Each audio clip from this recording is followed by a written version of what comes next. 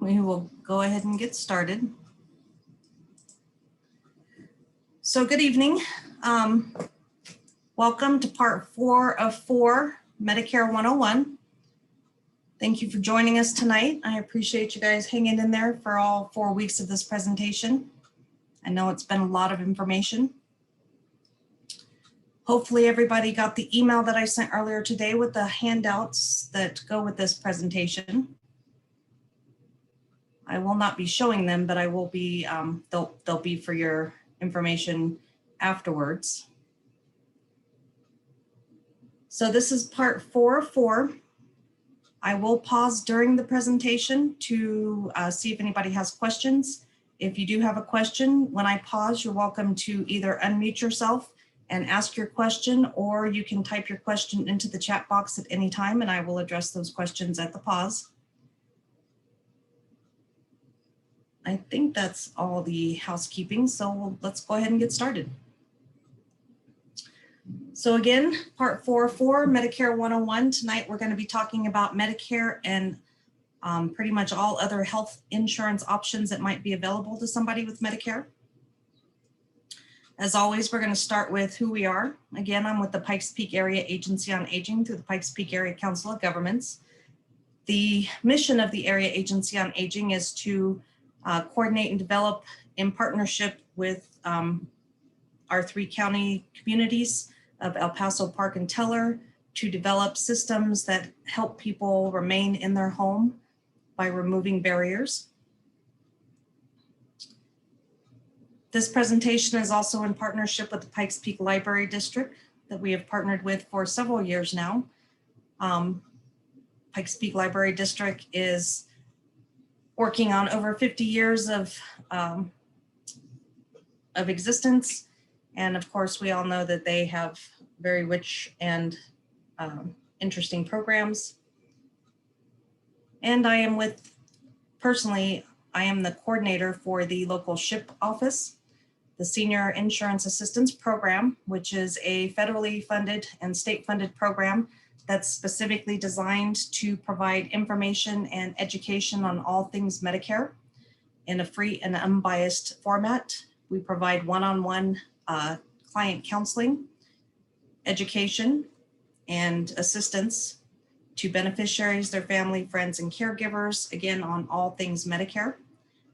The SHIP office through the Area Agency on Aging serves 9 counties of Colorado, but every county of every state should have access to a SHIP program, either by a toll-free statewide number or by a local number. I've listed both our Colorado Springs number for the 9 counties as well as our statewide number. When you call the statewide toll-free number, it will route you to the SHIP office closest to where you're calling from. Quick review of the topics we've already covered. Week 1, we covered Medicare eligibility and enrollment for parts A and B, considered your original Medicare benefits. In week 2, we covered Medicare Advantage plans and Medicare supplement insurance, also known as Medigap. And in week 3, we covered Medicare Part D, the prescription drug benefit of Medicare. And again, tonight we are going to be covering pretty much all other options of coverage that you can potentially have available to you to go with your Medicare, including employer coverage and or COBRA, employer retiree coverage, military coverage, Medicaid, and the marketplace. We are going to start with employer coverage. So as with many these days, a lot of people are actively working past age 65 or initial Medicare eligibility. If that employment includes employer coverage for health benefits, that employer coverage can cover the employee themselves, as well as their family, their spouse and dependents. If the employee that is actively working becomes eligible for Medicare while they are still working, they can delay enrollment into all parts of Medicare in favor of continued employment with employer group health benefits. If they choose to do that, when they stop working and lose that employer group health benefit, through that active employment, they would get what's called a special enrollment period, which is honestly an extended amount of time based on the fact that that person continued to actively be working past their initial eligibility into Medicare. So when that employment ends, they get an 8-month window of opportunity to enroll in Medicare from the time that employer group coverage ends based on active employment. If they choose to enroll in Medicare while they are still actively employed, they are absolutely able to do so. The things that they would want to consider are whether or not having both coverages, the employer coverage and Medicare, would be a financial benefit. And of course, all of that would probably depend on how good the employer group health benefits are, whether or not it has high out-of-pocket maximums or large deductibles, and whether or not Medicare enrollment would help fill in some of those gaps. Or they may be able to choose to drop the employer coverage altogether in favor of enrolling in Medicare instead. Employers cannot require anybody to enroll in Medicare when they become eligible for Medicare if that employee is going to continue to be actively working. Just because someone becomes eligible for Medicare does not mean that they have to enroll in Medicare, and employers cannot require that you enroll in Medicare or entice you to enroll in Medicare. They have to continue to cover you under the employer group health benefits as if Medicare were not an issue.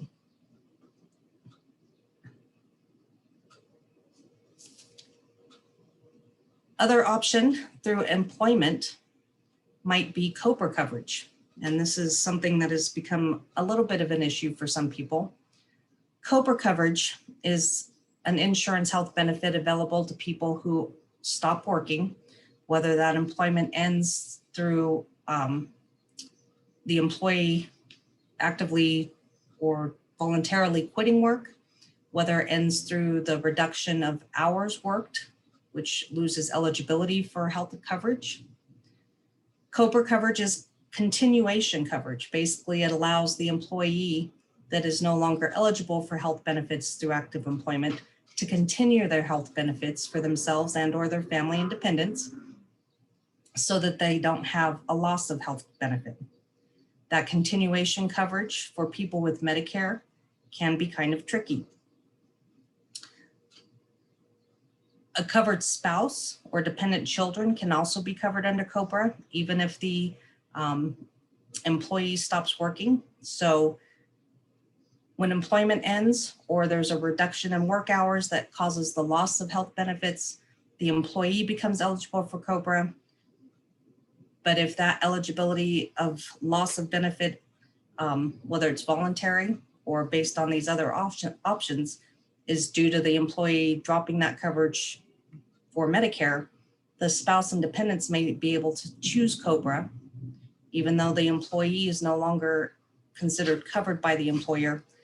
The spouse and dependents may be able to choose COBRA in order to keep health benefits based on the situations listed on the slide, whether the covered employee became entitled to Medicare, if they were divorced or legally separated from a spouse, if the employee passed away, or if any of the dependent children that had been covered under that benefit lose their dependent status.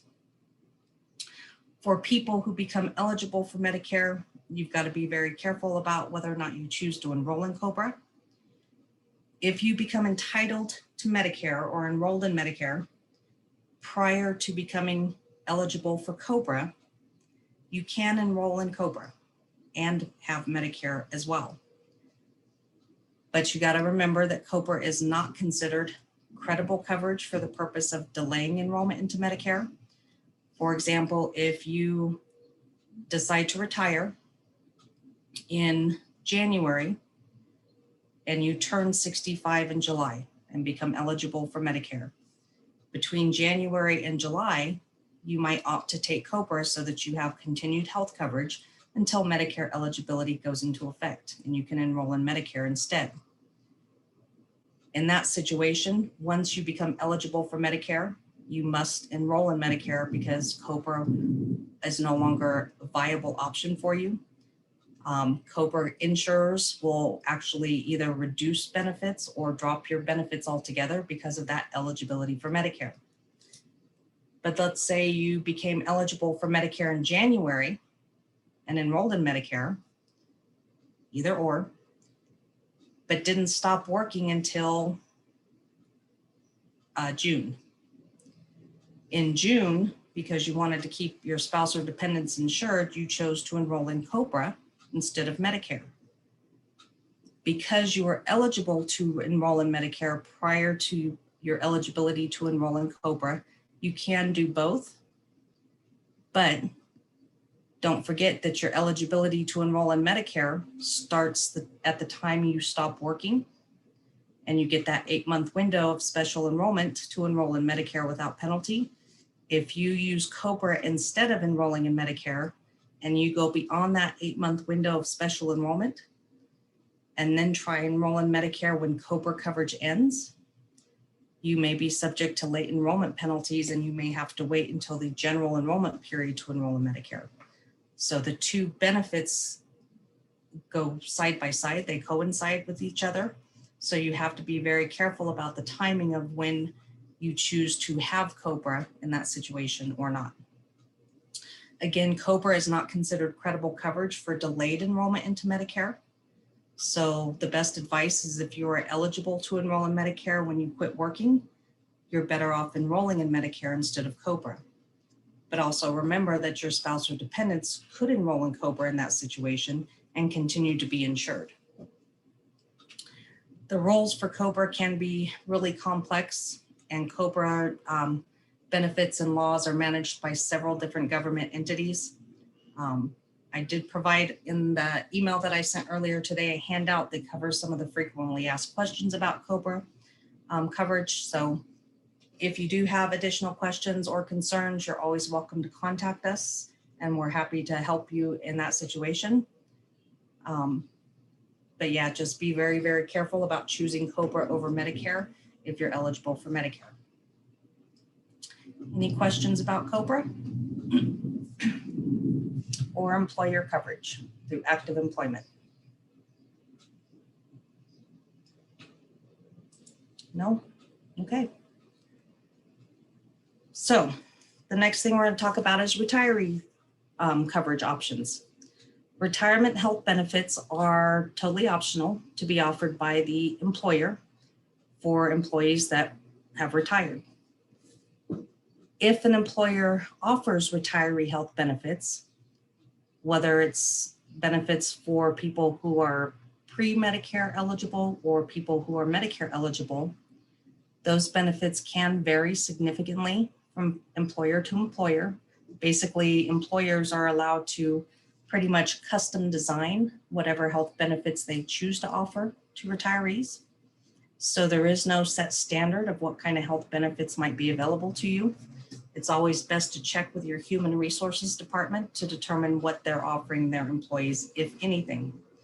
More and more employers, unfortunately, are choosing not to offer health benefits to retirees these days, which I think is unfortunate, but it's definitely something you need to check on and not count on these days. Because retiree health benefits, if they are being offered to their retirees, again, can be customized. It really does make a difference as to how viable those benefits might be for any individual based on what that employer has decided to offer. Things that you would want to take into consideration when you're potentially comparing Medicare versus employer coverage or Medicare versus standardized supplements or Medigap coverage or Advantage plans. Many times, the first thing you might want to look at is the drug coverage. One of the benefits of employee retirement health is that it typically comes with a drug benefit already enrolled in the package. But you may want to verify whether or not that drug benefit is considered credible by Medicare standards, meaning is that drug benefit being offered by the employer as good as or better than what Medicare offers under Part D? And even if it's considered credible, how good is the coverage? You might want to compare the costs of copays and premiums of the retiree health benefit versus the cost of copays and premiums with a Medicare Part D plan. The types of employer health benefits that I see offered for retirees these days range anywhere from very customized to very standardized. So particularly for people, employers who have retirees that are Medicare eligible, employers can offer any sort of type of coverage that may or may not coordinate with Medicare. And that coverage could range anywhere from being the continued standard benefit that you've had while you were actively working, and it perhaps just becomes secondary to Medicare, which may or may not be of any financial advantage. It may offer supplement or advantage plan type options that aren't really supplements or advantage plans, but customized options that are designed to act very similar to supplements or advantage plans, but aren't quite the exact same thing.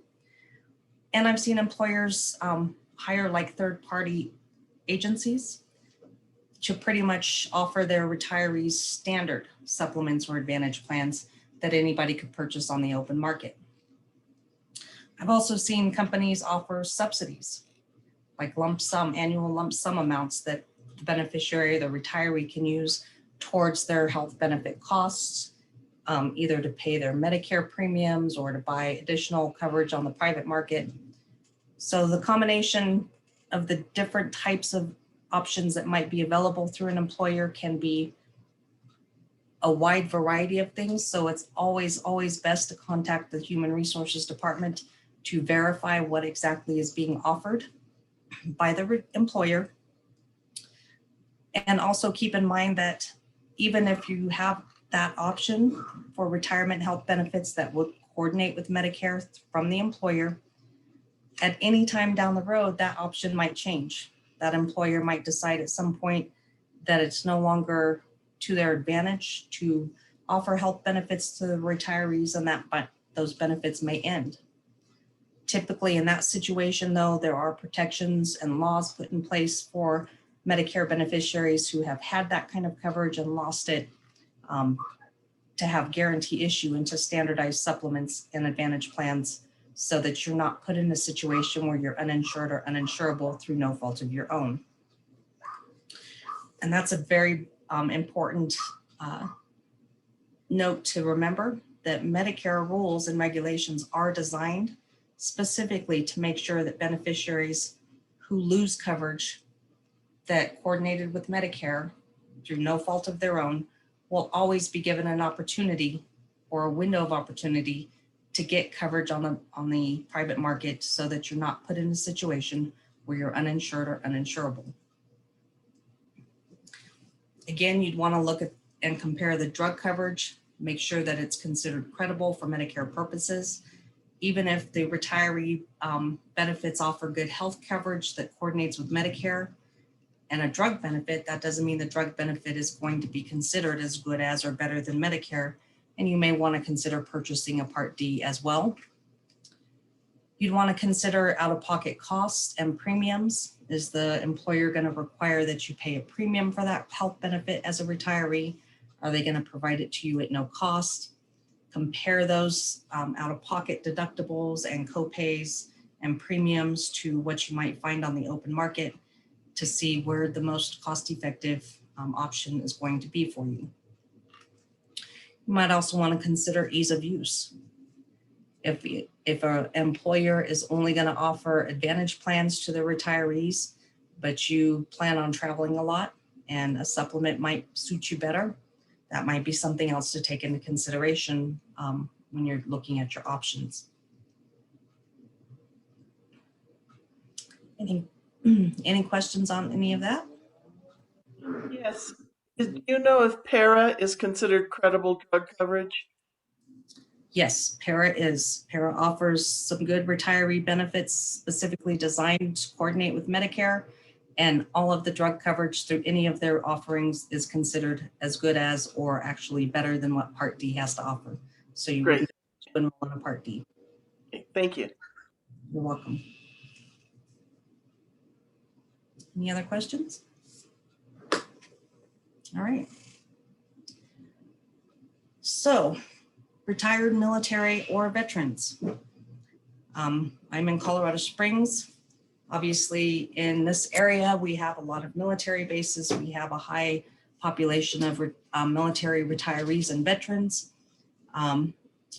There's a big difference between the benefit availability for veterans versus retired military personnel. For those who are retired military, meaning you've put in your 20 years plus of service and have retired with an honorable discharge,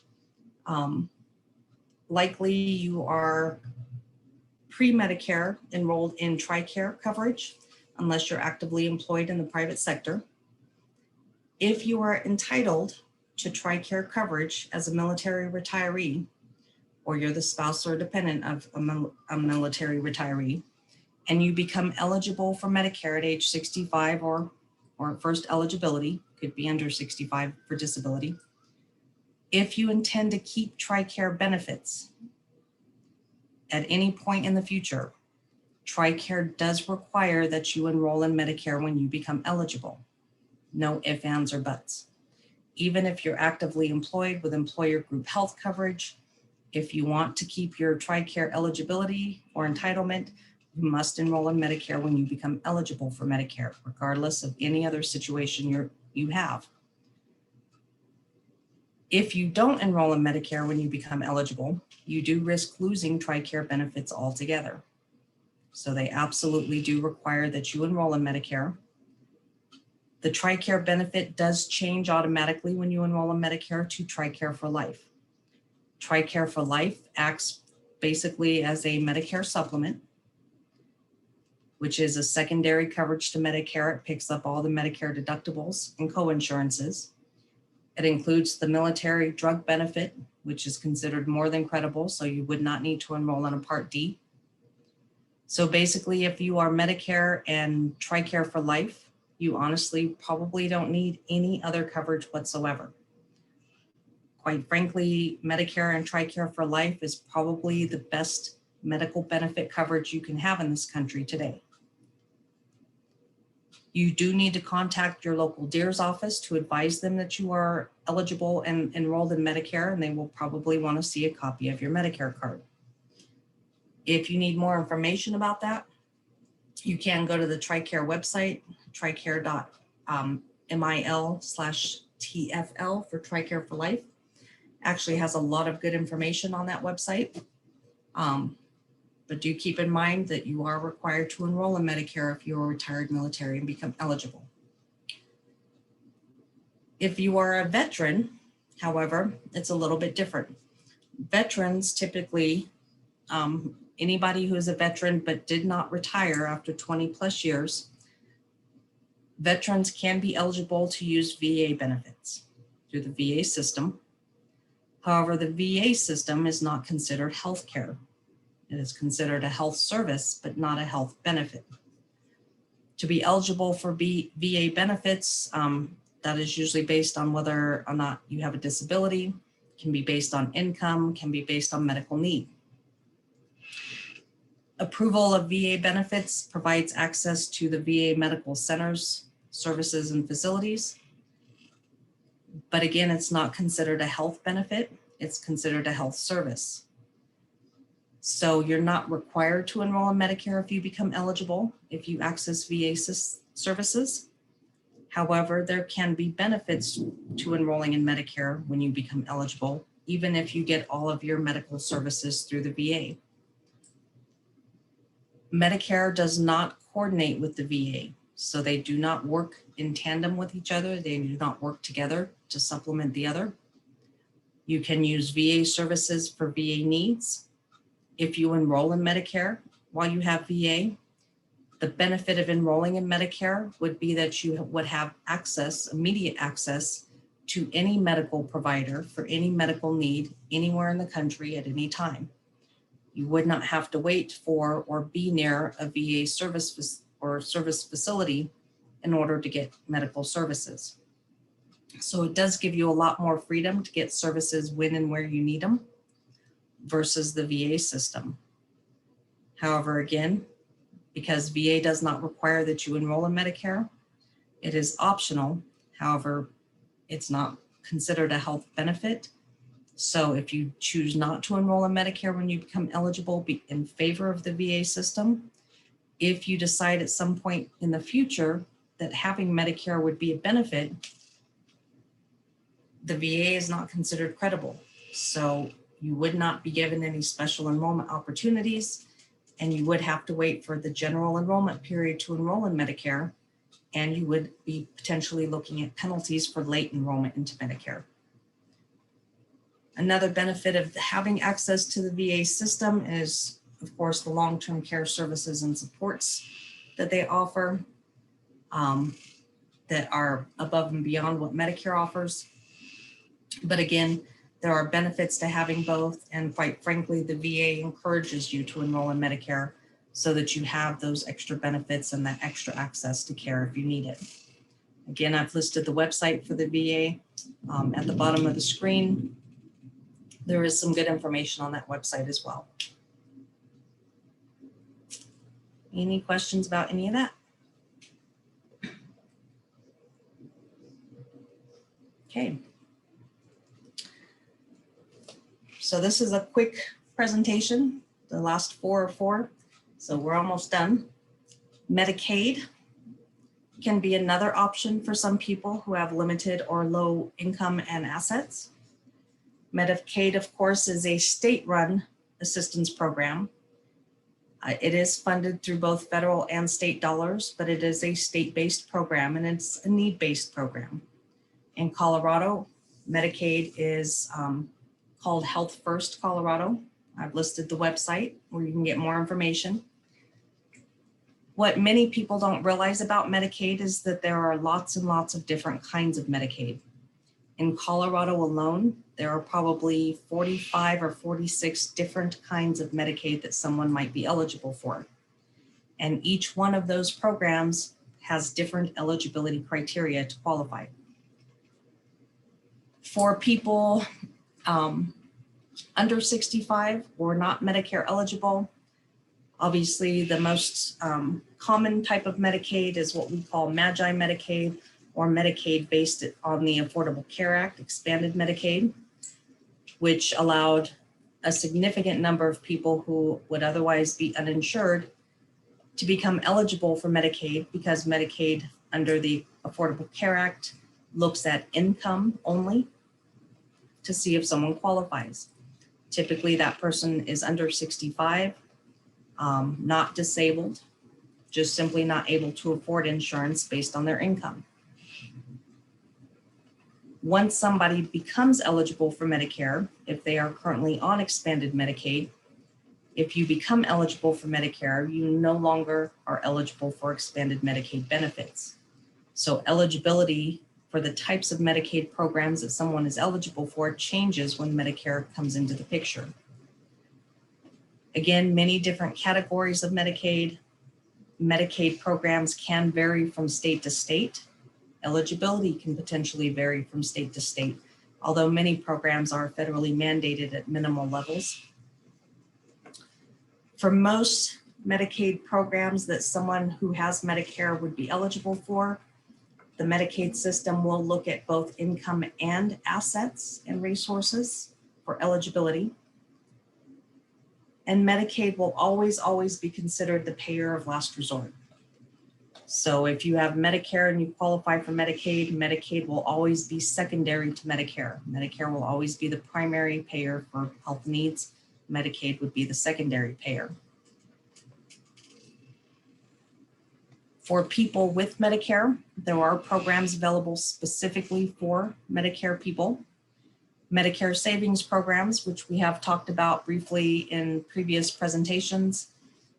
Medicare savings programs is a program designed specifically to help people with Medicare related costs, such as the Medicare Part B premium and potentially the Medicare deductibles and coinsurances, depending on your income. The Medicare savings programs is technically, honestly, not Medicaid because it's a federally funded program, but it is administered by the local state Medicaid systems for each state, and it's applied for through a Medicaid application. But again, it only covers Medicare related expenses. So it's not even a full Medicaid benefit. It only pays Medicare related expenses such as the Medicare Part B premium. Other programs that might be available to people who are on Medicare or people who are over age 60 or 65 and have limited income and resources. Programs such as the old age pension, which is probably a program that needs to be renamed sometime here soon, but it provides actual income, monthly income to someone on very, very limited income and asset situation. It can provide a supplement to that person's monthly income, or it can supplement SSI, supplemental security income through Social Security. Those two programs, because the income and asset limits must be so low to qualify, for people who qualify for those programs, they automatically qualify for most other financial assistance or medical assistance programs available, such as Medicare savings and extra help on drug coverage. And then there are the long-term care programs, such as home and community-based services, which provides assistance to someone so that they can stay in the home. So for people who need assistance to stay independent, such as help bathing and dressing and stuff like that, but it allows them to stay at home in the community. Or it can cover the cost of assisted living facility, or full-blown skilled nursing facility care. Those are services that Medicare itself does not pay for because they're considered custodial needs, not medical needs. So for many people who are in need of some assistance to remain independent, or are in need of assistance because they've gone beyond the need to remain independent, Medicaid can be a lifeline to help cover the costs of that care. Again, eligibility for any of these programs varies from program to program. In the email that I sent, I did include a handout. I had included this handout in a previous presentation, but I thought I'd include it again. That just gives a brief explanation of the asset and income limits for some of these programs, including extra help on Part D and the Medicare savings programs for this year.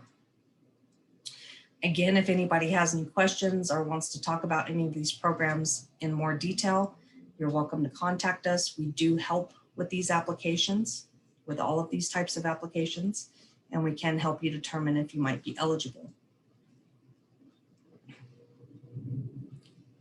Any questions about any of that? Okay. And then the last thing we're going to talk about is the marketplace, also known affectionately for some as Obamacare. It is the federally mandated health coverage that was initiated by President Obama during his term. In Colorado, we manage our own marketplace coverage. Many states allow the federal government to manage their marketplace, but Colorado opted to manage our own.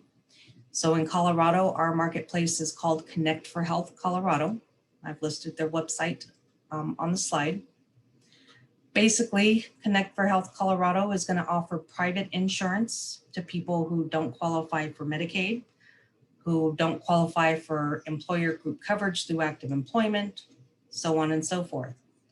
So this is insurance that, of course, is provided to anybody and everybody with no pre-existing condition exclusions.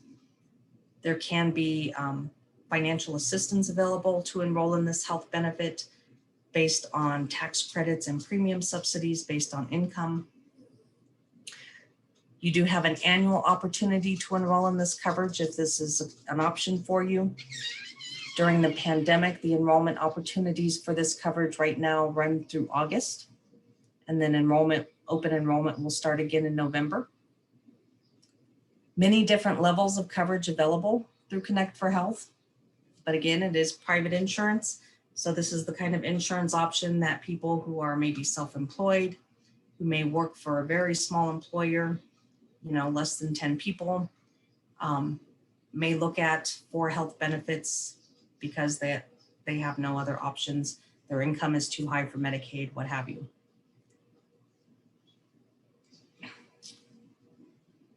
For people who are enrolled in marketplace coverage that become eligible for Medicare, a couple of things to note. You can have Medicare and marketplace coverage if you're entitled to Part A and already enrolled in the marketplace. The caveat to that is if you are currently enrolled in the marketplace, you're getting tax credits or premium subsidies. If you choose to remain in the marketplace, even though you become eligible for Medicare, you do lose those tax credits and premium subsidies. And that's typically going to be for people who are entitled to Medicare Part A at no cost, premium-free Part A. If you already have Medicare and you've never been enrolled in the marketplace, it is illegal for someone to sell you a marketplace policy. So if they know you have Medicare, you cannot enroll in a marketplace policy if you've never had one before. But if you are already enrolled in a marketplace policy, when you become eligible for Medicare, you can choose to stay in that policy. However, again, it's not considered credible for Medicare enrollment purposes. Typically, if you are eligible for Medicare based on age, you're going to want to enroll in Medicare and get out of the marketplace, because if you're eligible for Medicare A and B, typically you're not really eligible for marketplace coverage, because the marketplace coverage is designed for people not eligible for other types of insurance. So once you become eligible for both A and B, unless you either have to pay for Part A, it's not premium free for you, or even if you choose to have Part A and keep the marketplace, you have to have the marketplace in place before Medicare. But if you're not eligible for premium-free Part A, you can choose the marketplace instead of paying the premium for Medicare Part A and Part B. So you'd have to drop all parts of Medicare, because you have to pay for all parts of Medicare in favor of the marketplace. Whether that or not that's financially more cost-effective than in paying the premium for Part A and B of Medicare would have to be considered. But it does not waive any late enrollment period if you choose to enroll in Medicare later. So if you choose to have marketplace instead of Medicare, but decide Medicare down the road is a more viable option, there will be late enrollment penalties for not enrolling in Medicare when you first became eligible. So the rule of thumb is if you're eligible for Medicare A and B, you're better off enrolling in A and B. You should enroll in A and B. Marketplace will typically automatically disenroll you when things are working perfectly. What you can have through the marketplace, if you are enrolled in Medicare, whether now or down the road, is dental coverage. So even if you have Medicare, the marketplace does sell standalone dental plans that you can purchase through that market, as well as looking at any other options for dental coverage that you might have available to you. Most insurance companies that sell Medicare supplements these days do offer dental benefits as a separate policy. So it never hurts to ask if that's a benefit that you're looking to have or a policy you're looking to have. It doesn't hurt to look at all the options for that coverage, marketplace being one of them, or any of the other private insurers that deal with Medicare products would be another option to look at. Again, marketplace rules can be a little complicated. So if you're unsure or have questions about the relationship between Medicare and the marketplace, you're welcome to contact us. I also did include a handout of frequently asked questions about marketplace and Medicare in the email that I sent earlier today. Any questions about any of that? All right, we're going to get done early tonight. That is pretty much all I have for you guys tonight. Just that quick review of all the other options. Again, if you have any questions about any of the presentations that we've had or any of the benefits available to you or options available to you, You're always welcome to contact us. Our office does have 5 full-time Medicare counselors and a part-time volunteer. We are all fully trained and certified by Medicare and the state of Colorado directly. You're welcome to email me at the email listed, seniorinsure@ppacg.org, or you're always welcome to call us at the numbers indicated. We're always happy to talk to you, schedule an appointment, what have you.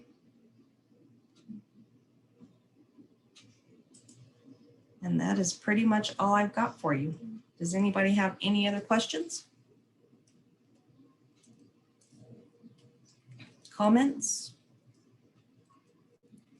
I do want to mention that there will be a survey sent to you guys by email, either to tomorrow probably. We do encourage you to take the survey. We do value your opinion of our presentations. We are always looking to improve our presentations or to provide additional topics of education for you, topics of interest. So please let us know what you might be interested in, and we will see if we can develop something. Otherwise, I really do appreciate you guys hanging in there for all 4 weeks of our presentations. I hope it was very educational for you. Again, you're always welcome to contact us if you have any questions or concerns. Our office will be back open to the public, so to speak, at least in a part-time manner as of July. So we will be able to make in-person appointments if necessary. And we're always happy to help or talk to you if you have any questions. Otherwise, if there are no other questions, again, thank you. We do appreciate your attendance, and you're all very welcome. Thanks for the comments in the chat. And with that, I think I will let you all go. I hope you have a good rest of the night. Happy 4th of July, and maybe we'll talk to you sometime soon.